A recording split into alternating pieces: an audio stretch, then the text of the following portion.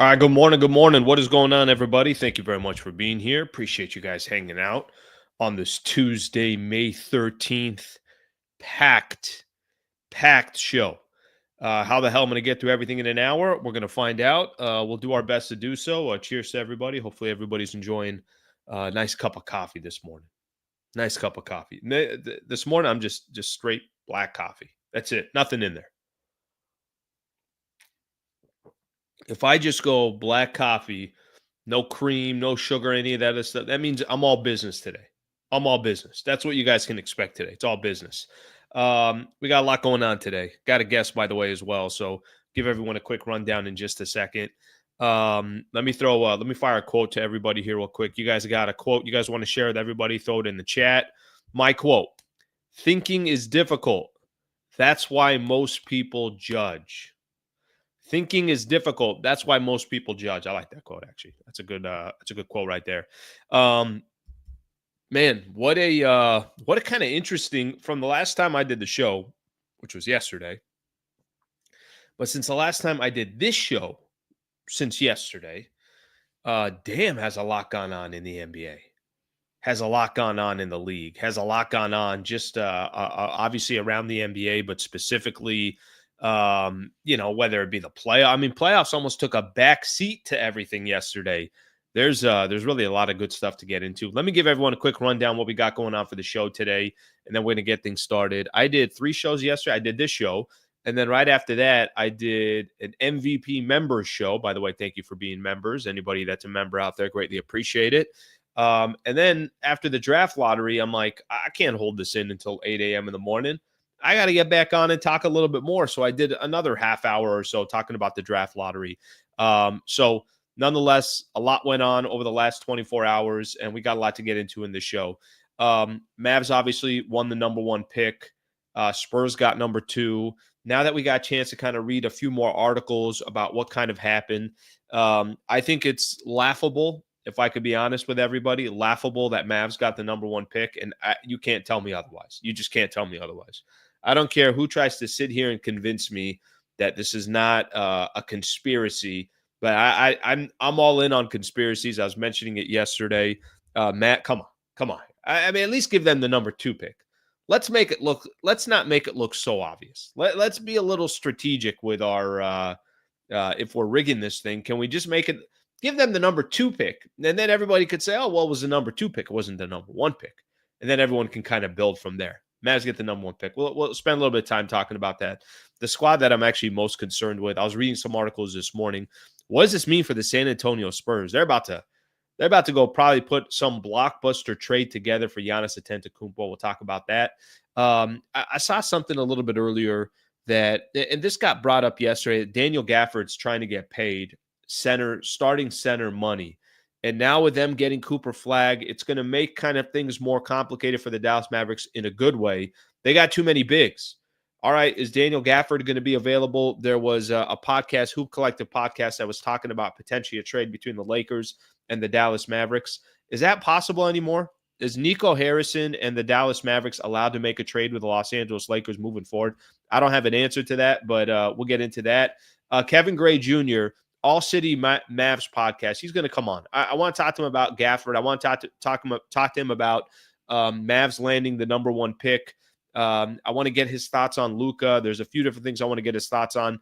He came on during the season with us, so he's going to join the podcast as well. NBA playoffs yesterday. Kind of some crazy stuff, to be honest with you. Knicks were in position to go up 3-1. Tatum gets injured. Looks like he got the bad injury. Let's put it that way. Let's see what happens. I know he's getting an MRI today. We'll talk a little bit about that. Minnesota basically clamping down and calling this thing a wrap against the Golden State Warriors. Couple games coming up tonight. There's 5-6 teams that can win an NBA championship. That's how wide open this entire thing is. And then more smoke around Austin Reeves. I've been, continuing to read some stuff about Reeves and kind of see what happens to him and his situation in regards to his time with the Lakers. Let me take a look at some of the comments here. We'll get the show started. And again, I appreciate you guys hanging out and being part of the show. If you guys don't mind, closing in on 32,000 subscribers. help us get to 32,000. If you're here and you're not subscribed, it takes a quick second. Turn that notifications bell on. Like, share the video. Anything, anybody that you feel like would like what we're doing here, I'd greatly appreciate that. All right, let me get to a couple comments here before we get started. I'm convinced my favorite sport is rigged. It's way too obvious. Give him the number 2 pick. Don't give him the number 1. Number 1 is, it's like I don't know, somebody getting greedy who's robbing a bank. It's like, can you be a little bit more? Let's be a little more strategic with this. I've been a Laker fan since the West and Wilt days. I know well over 100 plus Laker fans. For the first time, I believe the draft was rigged. No wonder Nico made the lopsided trade. NBA is a horrible choice for favorite sport. Come on, it's my favorite sport. I love the NBA. I love basketball. That's the problem. Biggest problem for me is I love basketball. All right, let's see what we got here. NFL is still king. NBA is still ring. Morning, Slee. Good morning, Slee. All right, let me see what else we got here. Black, just black coffee today. That's it. Nothing else. It's a business day today. At the end of the day has to end. I like that. Everything in your life is a reflection of a choice you have made. If you want a different result, make a different choice. All right, that one's good too. I like that. Let's see if we got a couple more here before we get the show started. It wasn't rigged. I feel great for the Mavs fans now. Would you trade picks for the freak? I'm going to save some of this because when I have Kevin Gray come on, I want to have that conversation with him of just kind of what the strategy is going to be for the Dallas Mavericks. What they'll decide to do and what they could potentially do. If you're talking about the San Antonio Spurs, I think Spurs are going to go all in. I definitely think Spurs are going to go all in. All right, let's get the show started here real quick. So Mavs win the lottery, and that's obviously the worst kept secret in the world. They win the lottery. It's interesting. I heard some people kind of complaining about the draft lottery. I was listening yesterday. Again, I end up listening to a lot of different podcasts or read some different articles, and part of it because I'm interested. The other part is, could it be good content for the show? And it's interesting what's happened these last couple of years. Now, you guys know that the NBA has had this issue with teams tanking, teams trying to tank. And by the way, that's not going away, and nor has it gone away. But the NBA is really trying to see, hey, is there a way, if the percentage, I think before the percentage used to be about 25% chance, again, the number 1 overall pick, and now that's dropped down to about 14%. In my opinion, honestly, anyone can win the draft. If you're in the lottery, anyone can win this thing. And there were some people that were making the argument that the way the draft lottery is today, it's actually not as good because those teams with the worst record don't have as good of a chance. You're talking about Utah, Washington, Charlotte. These teams don't have as good of an opportunity as before to go try to turn their franchise around. The last 2 years, if you look at the Atlanta Hawks had a 3% chance. They had the number 1 pick last year. And then here, the Dallas Mavericks, number 1 pick this year. And obviously it looks like they're going to grab Cooper Flagg. I would much rather have the odds be the way they are today than the way they were in the past, because I do think tanking in the NBA is a problem, and I don't think tanking is going to stop. I think there's different ways of tanking. Hey, we don't think we're going to make the playoffs. We might as well not make the playoffs and just get in the lottery and kind of take our chances. Other teams that decide we're not going to try to win any games this year, or Philadelphia, we got a squad, but because we got some injuries, then you know what? We're going to shut it down for a lot of these players. I don't think that's going to go anywhere. But I think the randomness of the draft is better for the league than giving a team, incentivizing a team for losing 60, 65 games in a year. I just don't think that's good for the league. Now, what does it also mean? It means teams like the San Antonio Spurs and Dallas Mavericks, who already have pretty good rosters but had a lot of injuries, are only going to get better, or they're going to be able to use these chips to go, obviously go make a trade and improve their roster even more. I'm not completely against the way the lottery is. I just thought last night was kind of comical to me. Like, I don't really know what to tell you. If the Mavs have a 1.8% chance of winning the lottery, and they end up winning the lottery. And we know, obviously, they had to move up 10 spots, by the way, to get to the number one spot. And we kind of know what the last 3 months have been. This is what people are going to take away. Even when an NBA championship is won, whoever is crowned NBA champion coming up here in the next, couple of months, about a month and a half or so, whoever wins an NBA championship, when you look back on this season, people are going to remember one thing.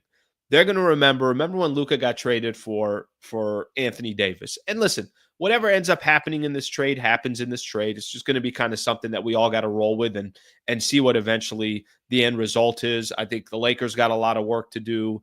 I think Dallas will make the argument, yeah, but we just got to be healthy. But people are going to remember, they're going to remember that portion of the season. Another thing they're going to remember is they're going to remember the Dallas Mavericks grabbing the number one pick in the draft. I thought it was kind of funny to watch, to be honest with you. And whether people like conspiracy theories or not, those are just gonna be attached to this draft. Whether you like it or not, that's just going to come with the territory. I think the team to really kind of watch for, to be honest with you. By the way, when I talked to Kevin Gray, I'm curious to see, is there a world where Nico Harrison and the Dallas Mavericks say to themselves, what can we get for Cooper Flagg? Is there a world where they at least shop the decision of saying to themselves, can we go get, by the way, I'll throw this name out there, can we go get Giannis Antetokounmpo because he may be available and we have Cooper Flagg? Can they go make some other blockbuster trade? Will they trade some of their big men and then say, no, let's just keep Cooper Flagg? I think they should keep Cooper Flagg. That's one man's opinion. You can, obviously kind of start building your franchise around him eventually. You don't even have to do it today or tomorrow. I think Dallas has got a really, really nice roster, and they had one. Their problem is going to be, when is Kyrie going to come back and how they're going to kind of, obviously be able to kind of build off of that and stay healthy and everything else. But Dallas in that lottery, you guys can tell me whatever the hell you want about yesterday, but Dallas in that lottery was, it was quite interesting. It was quite interesting to watch. And can you imagine if Nico Harrison, can you imagine if this, if he decided, you know what, I gotta double and triple down on my Luka Doncic trade, and I have to win a championship right now. I'm going to shop Cooper Flagg. By the way, I'm not even sure how Dallas Mavericks fans would feel about that, but I'm just going to go ahead and assume that they're going to say to themselves, yeah, that shouldn't happen or it can't happen. The team I will say to watch out for is the San Antonio Spurs, because I think a lot of people right now, I got some Lakers stuff I'm going to get into in just a second as well, but I want to just hit on a few different things here. I think the team to watch out for is the San Antonio Spurs. I was reading some stuff this morning about them getting the number 2 pick. Can you guys imagine a world where Giannis Antetokounmpo and Victor Wembanyama are in the same front court? How the hell do you score a bucket off those two players? They're going to have 27 blocks a game between those two guys. I was reading an article this morning. What kind of package deal would the San Antonio Spurs be able to make potentially with the Milwaukee Bucks? And listen, if you're Milwaukee and you're getting rid of and you're shopping away Giannis Antetokounmpo, you're trying to rebuild, and you're trying to also, what kind of young talent can we get our fan base excited about and start rebuilding around and everything else?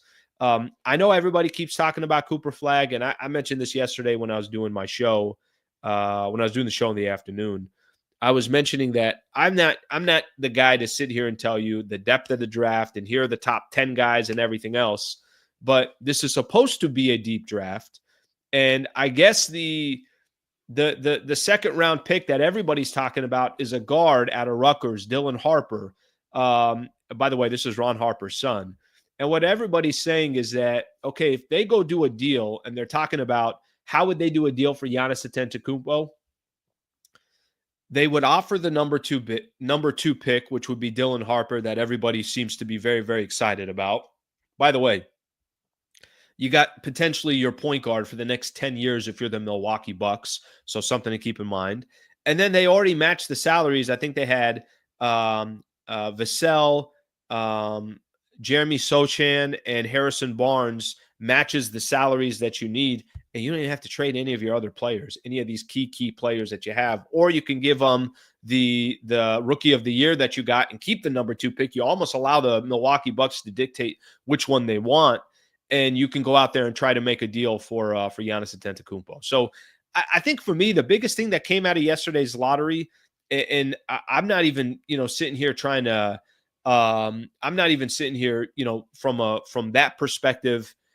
I think the biggest thing that came out was 2 teams in the Western Conference got the number 1 and the number 2 picks. I mean, if you're a Laker fan or if you're a fan of, you got a squad in the Western Conference, if you're looking for anything, all you're asking yourself is, hey, can we make sure that 2 squads in the Western Conference don't end up with a 1 and 2 picks?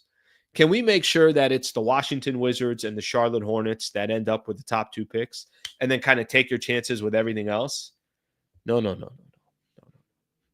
Instead, the Dallas Mavericks will have Cooper Flagg. And then the San Antonio Spurs might have the asset that they probably didn't even need to go get Giannis Antetokounmpo. So I think there's going to be a lot of headache for a lot of people out there, especially in the Western Conference. I mean, just look how deep. If I just start looking at the Western Conference and we just start looking about how many different teams in the West will be competing moving forward, the Thunder aren't going anywhere. The Rockets aren't going anywhere. Denver will do everything they can to make sure Nikola Jokic is happy. The Minnesota Timberwolves aren't going anywhere. Golden State, I mean, if it's not for this Steph injury, I think they're in the Western Conference Finals. Dallas, we know their situation. We just talked about the San Antonio Spurs. The Pelicans need health. I mean, there's a lot of teams in the West. I didn't even mention the Clippers. I didn't even mention Memphis. I don't, know 100% where those 2 franchises are going, but I think a lot of people think that they got talent, they got a roster. The West ain't going to be fun. So for the Lakers, I think for me, the number one thing that I walked away with more than anything else last night, the number one thing I walked away with was you got 2 other teams now in the Western Conference that didn't make the playoffs that got phenomenal assets that they could go trade for, or they could, obviously do something else for. But certainly there's a lot that goes into what happened yesterday. All right, let me take a look at some of the comments here, and then I want to talk. I want to talk real quick. Daniel Gafford, I did mention him. Maybe he's got some potential of a trade. But the Lakers actually would Nico Harrison, would anybody allow him to make another trade with the Lakers, or is that just kind of out of the pictures? Spurs also have the number 14 pick. You're right. They do have the number 14 pick. When David Robinson was hurt one year and Tim Duncan ended up on the Spurs, Rig tanked was rewarded. You can't shop Flagg unless they give you Giannis and 2 to 3 firsts. Yeah, I think there is going to be, the simple thing to do is just you draft Cooper Flagg and you let this man just develop into the player that you're hoping he can become. That's the simple thing to do. That's kind of the no-brainer thing. Do they try to get too cute? Do they try to go to the Milwaukee Bucks and I don't know, is Giannis signing an extension in Dallas? I have no idea what they would do. But you got 2 Texas teams that are going to be probably fighting tooth and nail to try to grab Giannis Antetokounmpo. I still think San Antonio is the team that, in my opinion, feels like they would have the best chance of doing it. Let's see what we got here. Was it fixed when the Cavs got Anthony Bennett? Well, what was the year? It was the year that didn't they get the number 1 pick? Right, when LeBron left. Was Anthony Bennett that pick? It just makes no sense. You can't write this any better. FBI needs to investigate this. The same teams that trade with the Lakers, when they're about NBA ratings for the topic, win the lottery, the 1 point. Yeah, listen, at the absolute, I would say this, at the absolute worst, I think anybody that sits back, you could at least just kind of say to yourself, yeah, it's not, let's just say you could put conspiracy theories out there, and I don't think anybody's going to really question you. Houston has a chance as well. You're talking about teams getting Giannis. Okay, so that gives everyone just kind of a quick idea in regards to that NBA lottery yesterday. Obviously, there was a lot going on yesterday. I want to play something here for everybody, and I want you guys to react a little bit to this. Yesterday, I saw this. Actually saw it this morning, but we know that there's some chatter about Daniel Gafford, obviously a part of the Dallas Mavericks. I want you guys to take a quick listen to this. I want you guys to listen to on the Hoop Collectives podcast, and I think it was Tim McMahon who's specifically talking about the Dallas Mavericks and Daniel Gafford and potentially tying the Lakers into the mix. Take a listen. About the value of Daniel Gafford before this last deadline. It certainly would make sense for them to do that again this summer. Derek Lively is a year away from getting an extension. Daniel Gafford's entering the final year of his contract. Gafford reasonably and rightfully is going to want to get paid starting center money. You can't have AD on a max, Lively on a big contract, and pay Gafford starting center money. Luka's obviously got chemistry with Gafford. I don't know if Nico wants to go back to Ascension Coffee and have another chit chat with Rob Pelinka. I'm going to stop it right there for a quick second. Is there a deal to be had between the Lakers and the Dallas Mavericks? What if it makes sense for both teams? You're going to listen to his trade proposal, which I think is interesting. I actually think is interesting. I think makes sense for both sides. But is this one of those things where you're just not allowed to make trades with a team that everybody felt like you got fleeced from? Keep listening. I might forward it a little bit because they start talking about some things that are not about the trade so soon, or do something that would benefit. I think Ascension Coffee has to I'm just saying. Oh my God, yeah. All right. Okay, now listen to the actual trade offer. Where were you? But hey, I could put something together that would at least I think be intriguing for the Mavericks. Rui and all those picks that the pick that they've got to give up, a swap or two. I could put something together that might make sense for both sides.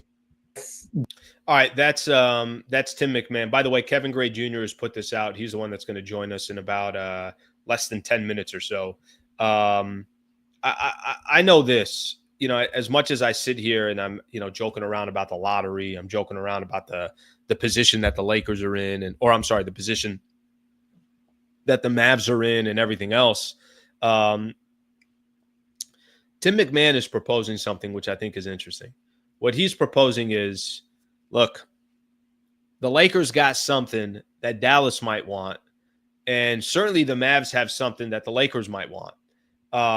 Daniel Gafford is, and for those who don't know, he had a really, really good chemistry with Luka Doncic when he was with the Lakers or when he was with the Dallas Mavericks.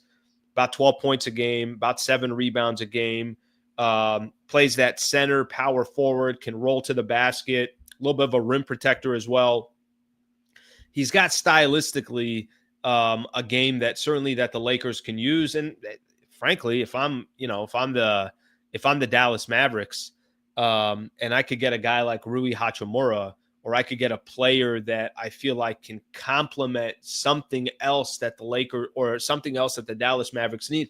Mavs are going to be good next year. The only problem with the Dallas Mavericks is they're going to have too much in the front court, and they're not going to have enough guards. They're not going to have enough players. And I know Rui doesn't really answer that question from a guard perspective, but they're going to have enough talent to try to make some noise next year with obviously Cooper Flagg. So it's going to be interesting how that one pans out. But I'll take your guys' opinion on this.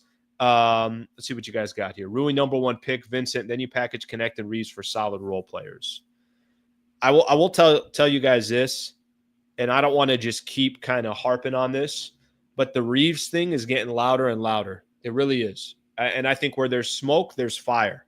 I saw yesterday Bill Simmons basically was talking about how he thought Austin Reeves is going to get dealt. Let me find his exact quote. And for those that, we're talking about Austin Reeves, he said when Reeves gets traded this summer, and he will get traded, the stuff the Lakers get back for him is going to make it seem worse that the Mavericks didn't get him in the trade.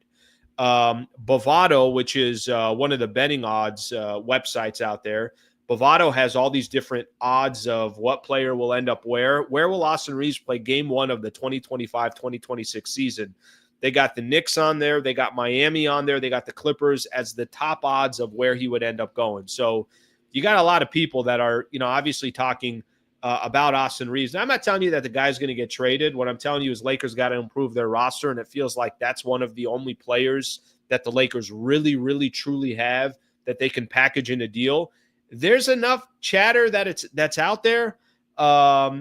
And I actually think that there's enough chatter out there that it might actually lead to something, but we'll see what eventually happens. All right, let me read some of your comments here as I continue to just run my mouth here. Let's see what we got here. I know somebody was questioning whether the Mavs will actually be good. Did I find that? NBA is so rigged. Silver, LeBron make this trade for Luka and guarantee Mavs will get the pick. Listen, if there's ever a time that I'm all in and I'm listening, now is the time. AR needs to get traded. His performance in the first round was all I need to see to know AR can't be a number 3 reliable option. Let's see what we got here.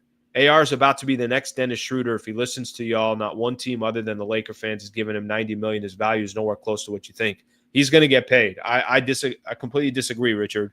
I think he's going to get paid. I really do. Slee, how are the Mavs going to be good? Kyrie tore his ACL, won't be back next year. AD gets hurt literally every day, and Cooper is a rook. They're going to be good because they have a decent enough roster to hang around. They got a decent enough roster to just hang around. And if they make some tweaks now, knowing that a guy like Daniel Gafford was going into his final year, I wouldn't be surprised if they shop him, if they try to trade him and add another guard or another piece that can kind of hold them over up until Kyrie comes back. They're going to have Anthony Davis. They'll have Derek Lively. They'll have Cooper Flagg. They got enough size. So I think Gafford becomes a player that I think is expendable. So I think that's part of the reason for that. All right, let's see what else we're looking at here. NBA is rigged. Listen, I get it. People got a feeling about, obviously the NBA right now, and they got a feeling about that draft. But that was crazy to watch unfold. And as it was happening, it's like, come on, guys, that's not going to happen. They're top 4. What do you mean they're top 4? And then they're top 3, they're top 2, and then it's between them and the Spurs, and Dallas gets the number 1 pick. So that obviously says it all right there. Okay, let me talk a little bit NBA. I do want to get a little bit into the NBA here before we have our guest on. Really, really good NBA games yesterday. What I mean is more maybe from a storyline perspective, not necessarily the actual games. I think that could be taken in a few different ways. But before I do so, I do got to mention our partner. I want to talk a little bit about Brad Wallace and the Wallace firm. Shout out to Brad Wallace. Shout out to them being a partner of this channel and this show. Phenomenal growth since I started this channel, or since I started doing this Monday through Friday. And I greatly, greatly appreciate that. Now, what comes with that as well for growth is you got to have partnerships. You got to have different partnerships, partners that believe in what you're doing. Brad Wallace and the Wallace firm. This is just kind of an organic, authentic partnership because of our relationship together. If you need an injury attorney, I hope you never do. Let me introduce you to one of the best in the business, Brad Wallace and the Wallace firm. Him and I have known each other for about 5 years. When I was over at 710 ESPN, he was advertising there, and he was specifically picking me to do his endorsements and do his reads. And as we sit here today, it's pretty cool to have him also join me on YouTube. We're talking about, kind of just to give you an example here, he was working on a case against Home Depot for one of his clients. They just settled. This was within the last couple of weeks or so. The jury delivered a $4.6 million verdict on behalf of the Wallace firm's client. They actually didn't settle. They took it to court. And Brad obviously did everything he possibly can to take care of his client. Home Depot is responsible for nearly $3 million of that amount. I like giving specific examples because I think it just kind of tells that if you're in a situation or a predicament and you need some type of introduction to an injury attorney, I can help you out there. WallaceWins.com/Sliwa. WallaceWins.com/Sliwa. You can click on the description. If you do go to that website, you get a free consultation. He could help anybody out in the state of California. So shout out to Brad Wallace and the Wallace firm for making that happen and being a part of the show. Okay. I'm going to hold off on some of these NBA playoff games for just a second. I know we got a lot to get into. Let me hold off on that for just a second. I'm going to read a couple quick comments, and then we'll be ready for our guests here. Are the Jazz, Washington more likely to trade their players now that they're down in the draft? What are they going to do? Are they going to keep? Are they going to keep trying to tank here? And certainly the system is showing you that, if you were trying to tank in the past, the last couple of years are showing that doesn't necessarily mean anything for you. I think those franchises need to figure out how to win and how to, build a sustainable product, and then whatever happens, happens. Okay, let's welcome in our guest here. This is this a third appearance here? I think third appearance, Kevin. I think we're making this a routine. Kevin Gray Jr., who covers the Dallas Mavericks, joining us here, part of All City Sports. What's going on, Kevin? How are you? I'm doing well. I apologize. I left my mic at my home studio, so hopefully I sound okay for you, given what I'm using my computer microphone. So I appreciate you having me on, but hopefully I sound decent for you. Sounds clean. Sounds clean. Okay. Sounds All good. right. No All right. problems at all. Okay, so I don't know. Were you let's say before last night? Before last night, did you believe that there was life in other parts of the galaxy? What was your view on the JFK assassination? I don't know. Man. I don't know where you were prior to about, let's call it 4:30 on the West Coast. But today, you can throw any conspiracy theory my way, and I'm completely in. What did you make of? I was watching you guys. You guys were obviously doing your. I went back and watched your reaction, and while you guys were doing it, let's just say I think that one caught you off guard. A little bit. When there's a 1.8% chance of winning the NBA draft lottery, mind you, the Mavericks have been in the draft lottery now 17 times, had never moved up at all in the NBA draft lottery. The franchise has been around for 45 years. So, I mean, it was a shock to us that they had actually even moved up at all, because that had never been done before. And then to go from 11 to 1, which according to ESPN's research, stats, and info, that is the largest jump ever for a team to go from not having the number one pick all the way up to number one. So jumping 10 spots there. Just a surreal half hour. And then I went back and watched, because the NBA put up the actual draft lottery itself. So watching the ping pong balls be dropped in and then being selected, and of course, somehow the Mavericks having the right combination to have the number one overall pick.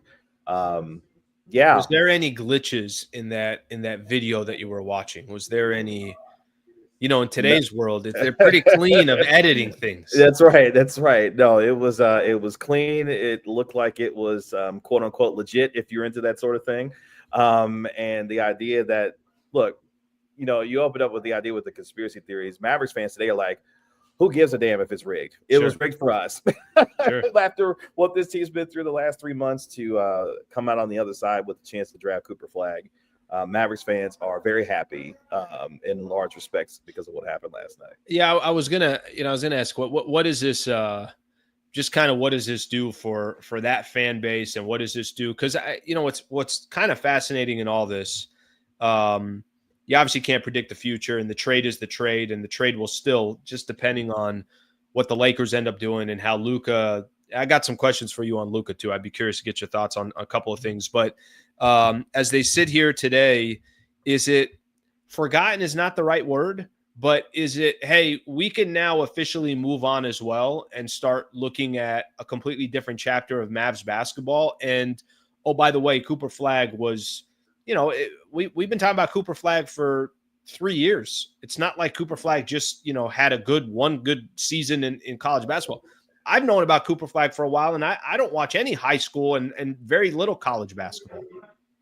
Yeah, I think for Mavericks fans, this doesn't necessarily absolve Nico Harrison for what has happened in the last 3 months. I mean, granted, the Mavericks were just in the NBA Finals about a year ago. To go from the NBA Finals to trading its franchise player, and then somehow the basketball guys rewarding this franchise with the number one overall pick.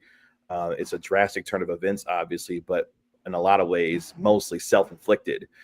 You just happen, if you're the franchise, to get extremely lucky to be able to have the number one overall pick after everything that they have done to kind of put themselves in a position where you didn't even think that was going to happen. So Mavericks fans are happy that they have a chance to potentially start over with this type of player, but also they remember, hey, we just had one of these guys just a few months ago. And we didn't necessarily have to be in this position if Nico Harrison didn't make the moves that he did. So I would say there's happiness, but also a lot of mixed feelings for Mavericks fans, given what has happened and transpired over the last few months. What happens? What happens from here? Is there a world where, hypothetically, hypothetically, is there a world where the Dallas Mavericks decide that, man, we have teams are picking up the phone and they're calling us and they're asking, hey, is Cooper Flagg available? And do you see any world where the Dallas Mavericks don't actually draft Cooper Flagg and he doesn't become a Dallas Maverick? We know Nico Harrison had a window of trying to win an NBA championship. We know that obviously by trading away Luka Doncic, he was thinking much more the short term and not necessarily the long term. Well, Cooper Flagg's a long-term young player, as long-term as you can get. Do you see any scenario where Mavs aren't drafting Cooper Flagg?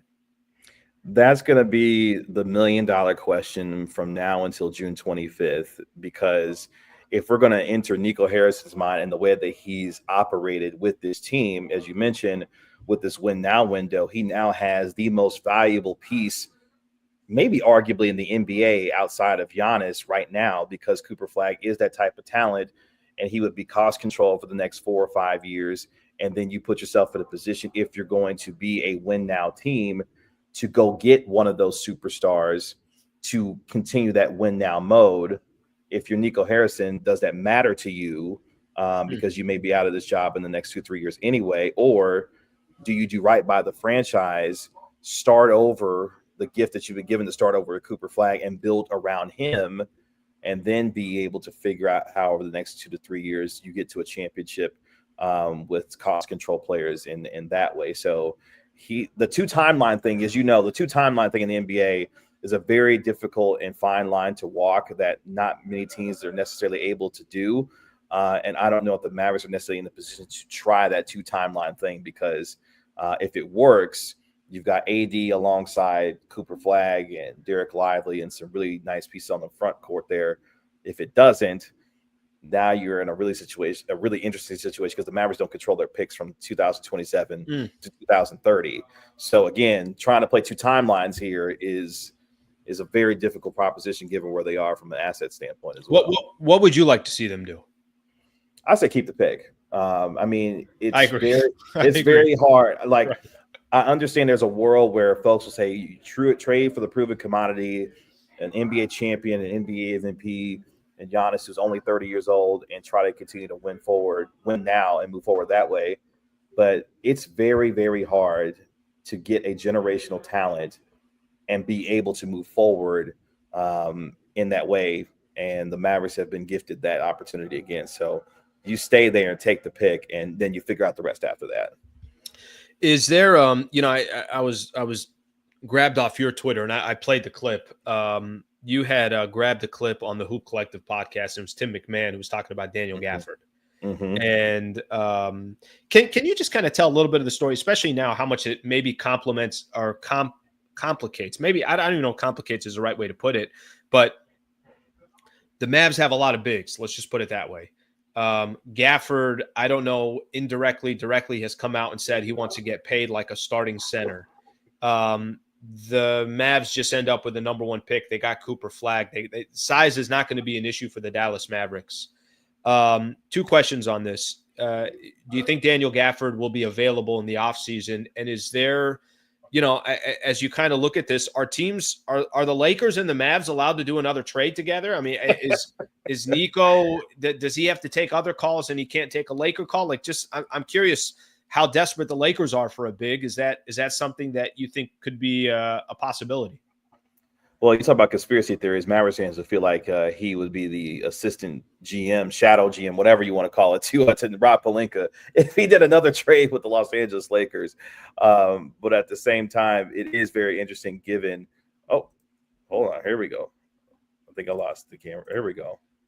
Uh-oh. Camera's lost, but I hear you great. Yes. It does help. My camera unfortunately died on me, and I didn't know it was going to do that.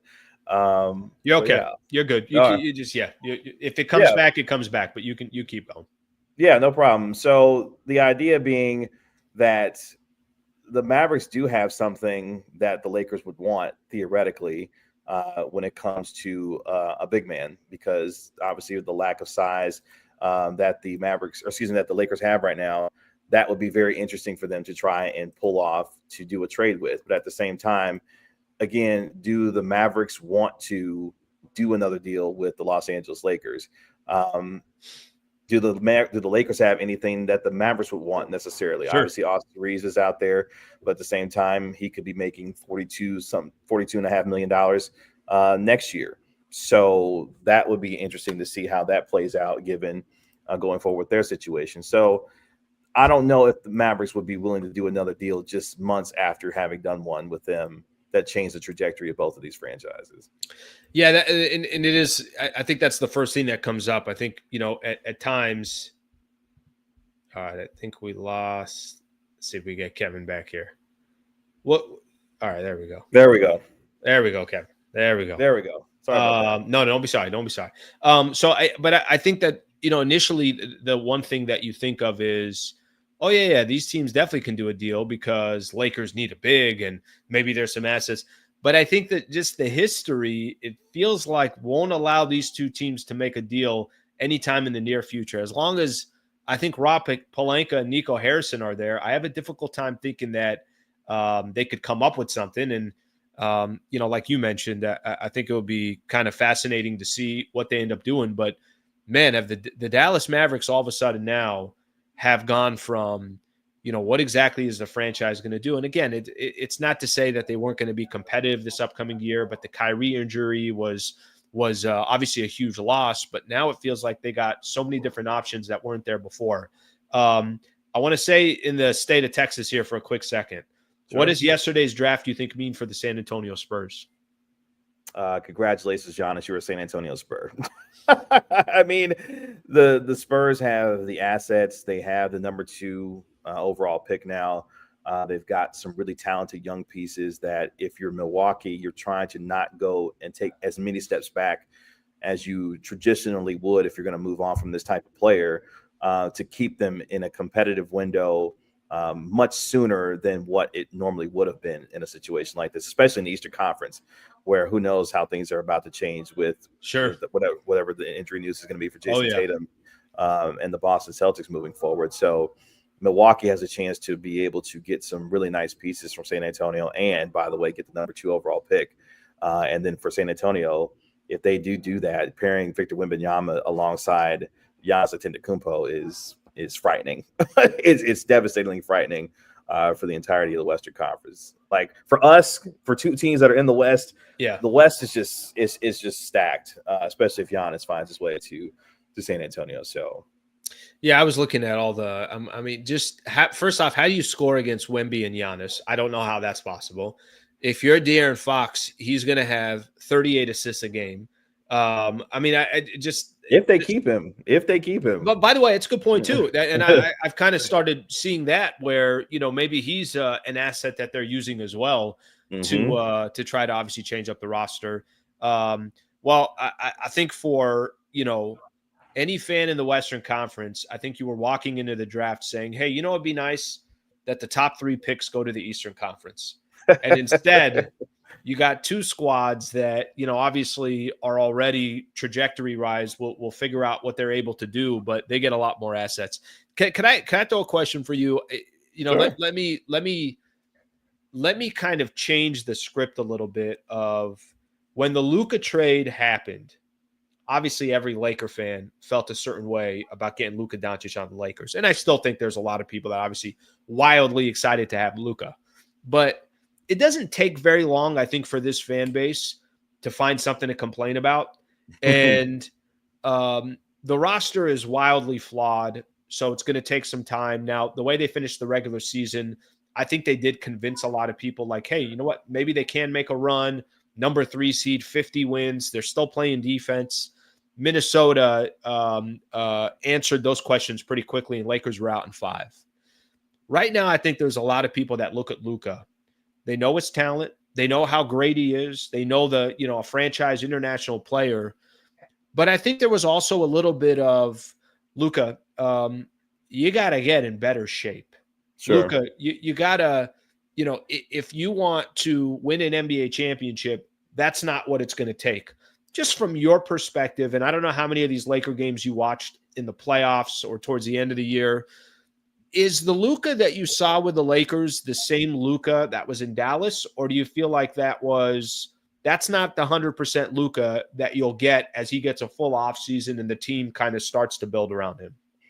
Yeah, I think as you go into next season, you'll see the full 100% Luka. I mean, all the circumstances coming back from the calf injury, getting into the condition because he didn't play obviously a lot before the injury, and then coming back, getting acclimated to a new team, and then still being able to have some of the performances that he did. I mean, I think the peak of what you saw him, for this entirety of this season was the game that he had against Golden State, where he went off for 45, 11, and 13, something ridiculous against Golden State, where that was the full Luka experience as a three-level scorer, as a guy that when he's engaged on the defensive end, can be competent on that end when he chooses to be.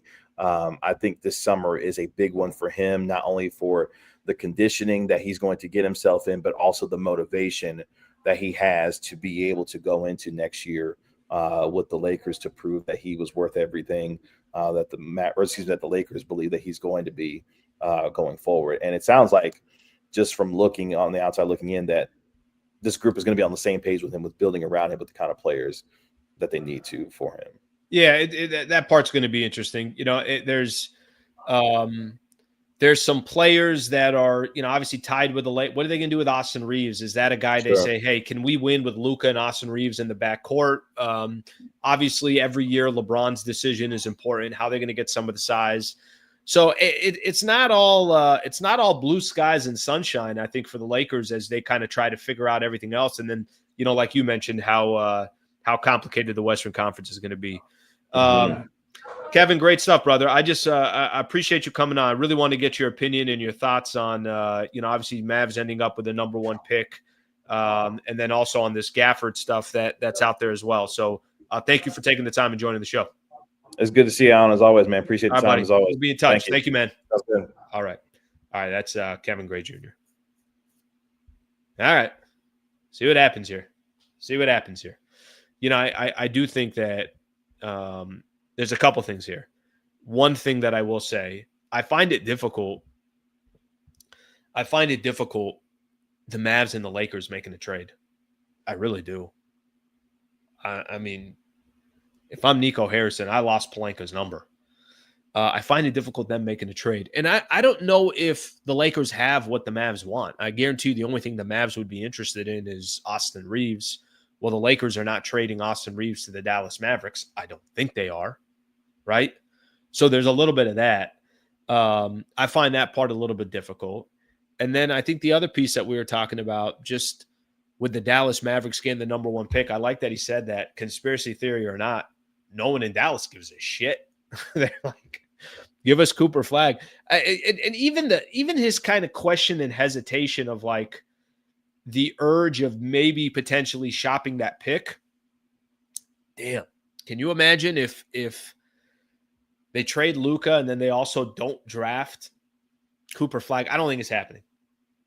I'm sure there's a temptation for that just because Nico Harrison wants to win right now. I will say every quote Nico Harrison has had has been about winning in the short term. You don't typically draft a 19, 20-year-old and say, that's going to fit into my window. That's not typically how it works. So we'll see how all that plays out as well. But good stuff from him. Yeah, right when I saw the draft pick yesterday, I'm like, all right, I got to get this guy's opinion. These poor Mavs fans have been feeling the way they have. And then Adam Silver stepped in and said, don't worry about it. Nothing to see here, everybody. Nothing to see here. All right, let's take a look at some of your comments, and then I want to start talking NBA playoffs as well. Morning Sleet. Oh, I read this one. Yep, I feel great for the Mavs fans now. Would you trade the picks for the freak? I think I'm building around Cooper Flagg. I think that's what I'm doing. But it's tempting because if you're the Mavs and you got Giannis Antetokounmpo, now you got a real window to go win a championship. But do you want a 31-year-old or do you want – let me see how old Giannis is. I mean, he's 30. He'll be 31 in December. Cooper Flagg's 18. I'm taking Cooper Flagg. But listen, you can sit here and make an argument to me. why you would make a trade for Giannis if you can, and making the West. Is Giannis going to be either with Anthony Davis or Victor Wembanyama? Jesus. Slee, I'm a big fan of AR. Would hate to see him traded, but could the Lakers trade AR for Gafford and Max? I think that'll be a win-win for both teams. I think you could get, believe it or not here, and I think Gafford's a good player. Obviously, Max Christie, a lot of Laker fans hated to see him go in that trade. I think you get more for Austin Reeves. I don't think Dallas and the Lakers are making a trade. I really don't think those two teams are making a trade. It's very tough to imagine that those two front offices can make another deal with each other for another 5 years. I think it's going to take a second. I genuinely do. I know people look at it and say, oh, who cares? Screw it, this, that. Guys, the Dallas Mavericks got crucified for 3 months and just got the biggest gift in the world to get Cooper Flagg. So I don't know if they can make another deal. I don't think another deal is happening between those two squads. Appreciate the two supers here, guys. Thank you very much. I appreciate that very much. Okay, there is let's see. Giannis is good. By the way, look, this is a good conversation. Giannis is good for the next 6 years, easy. No way I pass on Freak. Damn right you take Cooper Flagg. You'll take Cooper Flagg over Giannis, you're high. Again, listen, I can be convinced both ways. The only way I lean towards Giannis is because of the window that the Dallas Mavericks are in right now. They're trying to win right now. But guys, Cooper Flagg's 18 years old. That dude can be on your team and you're paying him nothing for the next 4 years. You could still go out there and try to make moves and, obviously put yourself in a position to compete. And here's the other part. If you don't go get Giannis, he might stay in the state of Texas and go to San Antonio.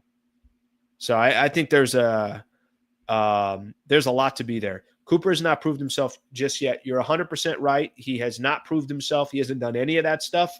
But every rookie that hasn't played a game in the league hasn't proved themselves. There's going to be guys that we're not talking about in 5 years that are going to be a part of this draft and are going to say to themselves, remember where that guy went number 8, that guy went number 12, this guy went number 16, and they're all stars. That happens every single year.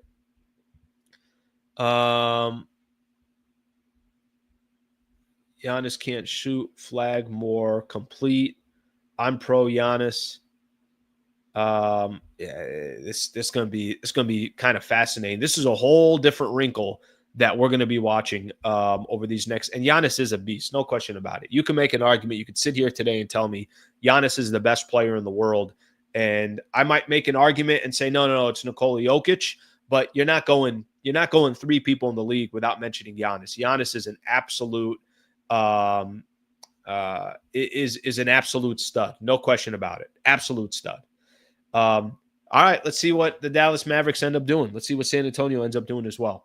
Okay, let me hit on I want to hit on some of the NBA games here real quick from yesterday.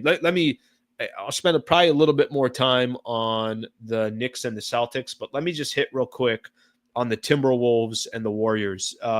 Minnesota finally looked like the team that the Lakers played in those 5 games. Finally, they looked a little bit like that. Now, there's a lot of different ways that you can look at this. Obviously, without Steph Curry, I think for me, Minnesota's just been wildly disappointing. It's like, what the hell is going on here? They don't have Steph Curry, and you're still struggling against the Golden State Warriors.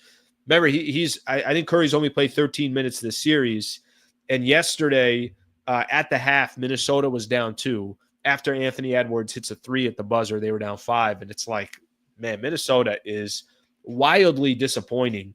And if Golden State can just kind of keep this series flowing, then they might get Steph Curry back, which, by the way, doesn't look like that's going to happen anyways. And then all of a sudden, the Minnesota Timberwolves did exactly what they were doing against the Lakers. All of a sudden, Anthony Edwards is going off hitting threes. DiVincenzo starts hitting some threes. Just kind of go down the list. Mike Conley's hitting a couple threes. Julius Randle was phenomenal yesterday. He had 31 points. Jaden McDaniels was starting to hit some buckets. He had 13 rebounds on top of his 10 points. They outscored the Golden State Warriors 39-17 in the third quarter. And then all of a sudden, if you're a Laker fan, you're like, Well, freaking, this is the exact team that the Lakers were looking at over those first, those 5 games. They showed up yesterday. Now, they're supposed to show up. This is kind of how it's supposed to be, especially if the Golden State Warriors don't have Steph Curry.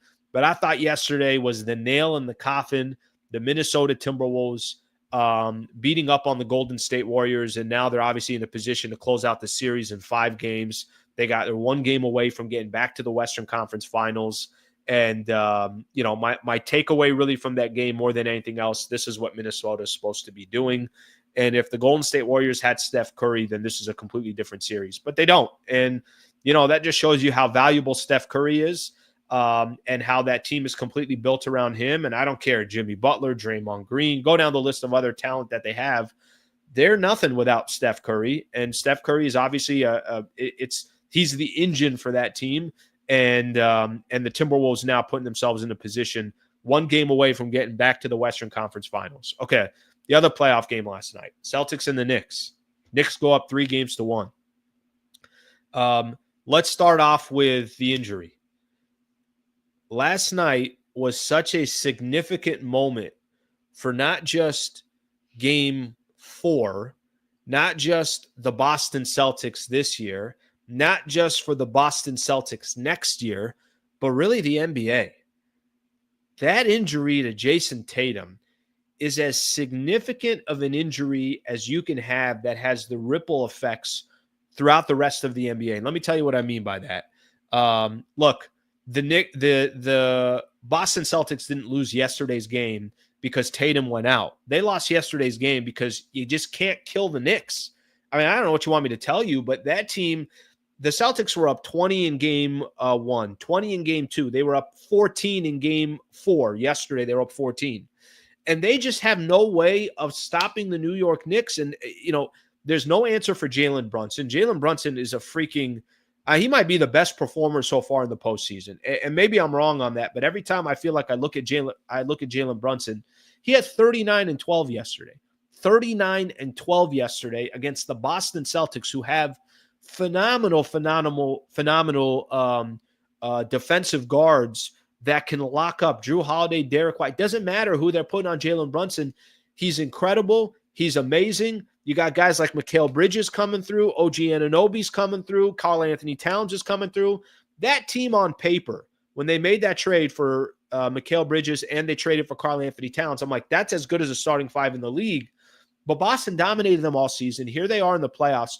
Every game that goes by, they get more and more belief that it doesn't matter if they're down. It doesn't matter how much they're down by. They could come back and beat the Boston Celtics. That's why they're up 3-1. But the Tatum injury has huge effect. By the way, there's about 3 minutes left, and the Knicks got a steal. I think it was OG Anunoby that got the dunk. They went up 9 when Tatum got injured. So the injury is not why the Celtics lost that game. But that injury is so significant to what happens moving forward to the Celtics and to the NBA. And let me tell you why I say that, because the Celtics they got new ownership. There was a lot of question marks of if they're able to kind of sustain this spending. And the true answer was it doesn't look like they would be able to sustain the spending, but there was going to be a lot of pressure on them if they won another NBA championship. You can't win 2 championships and start breaking up the team.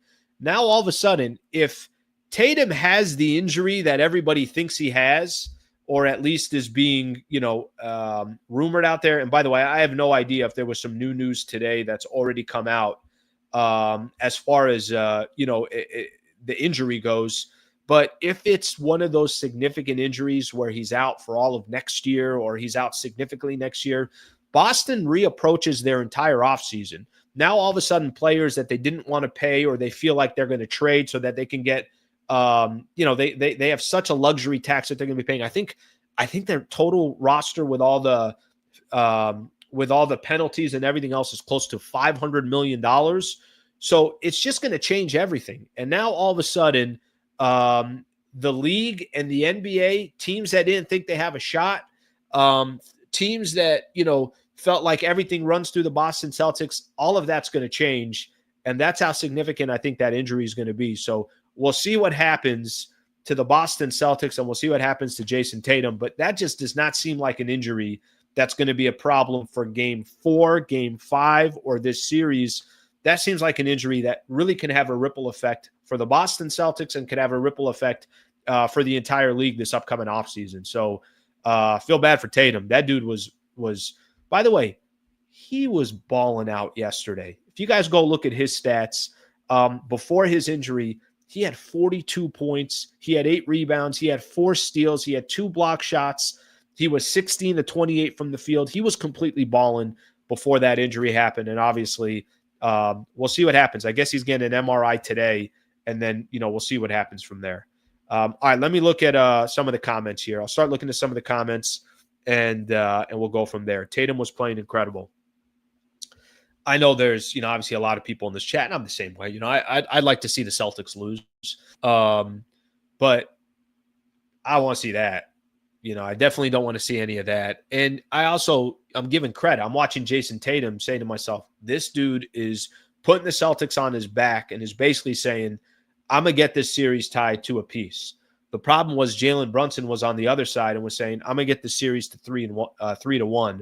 And both of those players were just going back and forth against each other. All right, let me see a couple of these comments here. No one saw this Brunson in New York when he was a Maverick. Opportunity matters. AR can become Manu 2.0. Don't sell low. AR could easily be an all-star in the East. That I believe AR can be an all-star in the East. I agree with that. I think, listen, by the way, I don't think you'd be selling low on Austin Reeves. I think Austin Reeves has a lot of value around the NBA. But I will say this. I will say that I do believe that people who are looking, let me give you me as an example. I'm an Austin Reeves fan. How can you not be? Reeves is a solid player. Reeves can create for his own. I think he's a better facilitator than maybe people give him credit for. He works hard. He loves the game of basketball. He came up through the system for the Lakers. Like, how can you not love Austin Reeves?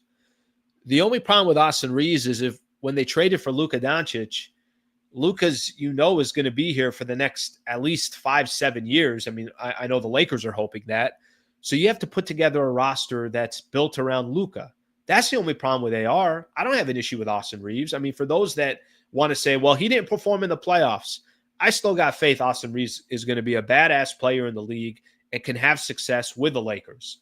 The problem is you're trying to build a team that could compete right now and that kind of strengthens what Luka needs.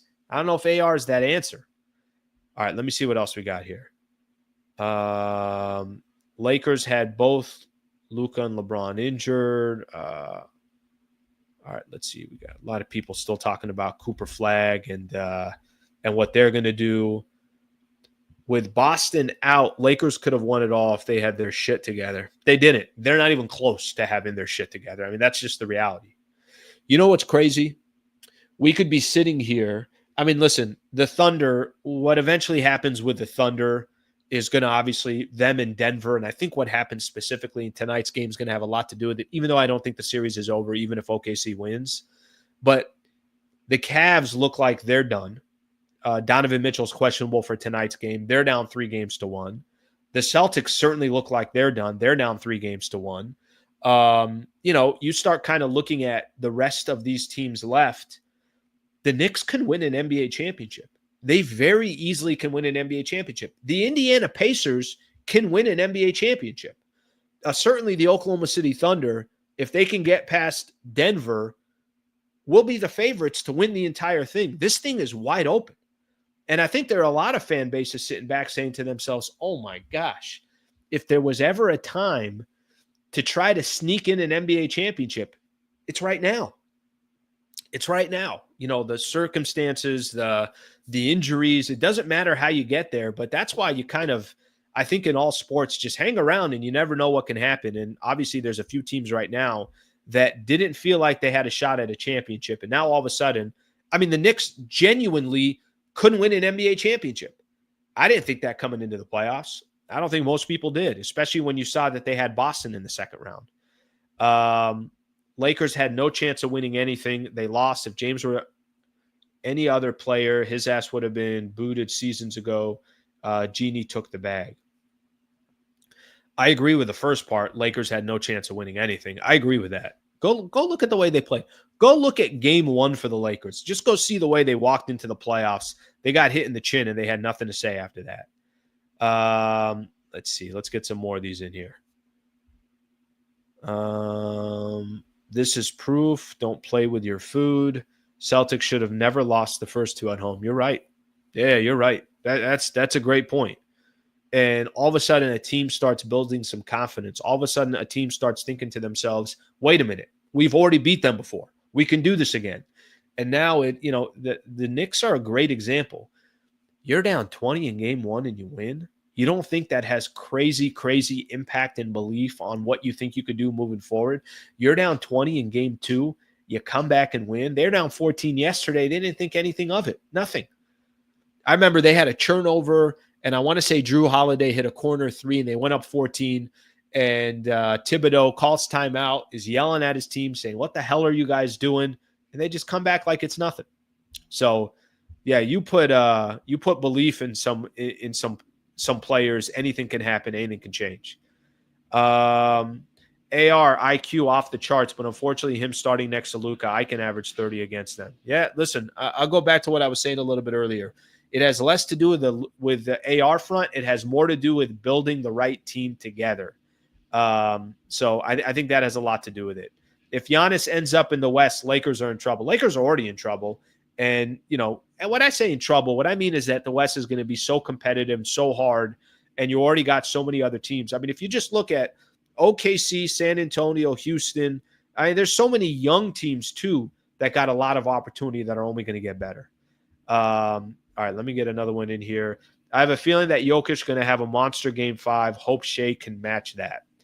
All right, let's see what happens. So tonight, 2 games. You got the Pacers and the Cavs at 4, I want to say, and then at 6:30 you got Denver and the Oklahoma City Thunder. So that should be a fun matchup to get to. All right, my people. I think that's all we got for today. Hopefully everybody got to kick back and enjoy the show a little bit. A lot of good NBA stuff, man. Yesterday, I thought that draft lottery just kind of ignited a whole new conversation around the NBA. And, obviously for the Lake Show, we're still kind of trying to figure out what that all means. But shout out to everybody here on the channel, hanging out on the show. Thank you very much for being a part of the show. Thank you very much to Kevin Gray Jr. for joining the show as well, covered the Mavs for All City Sports. Thank you to Brad Wallace and the Wallace firm for being a part of the show as well. Appreciate everybody. Hope you guys have a great rest of your day. Unless something crazy happens, I think I'm done for the day as far as putting up some content. But thank you very much for being here. And I will see you guys tomorrow morning at 8 a.m. Thank you, everybody.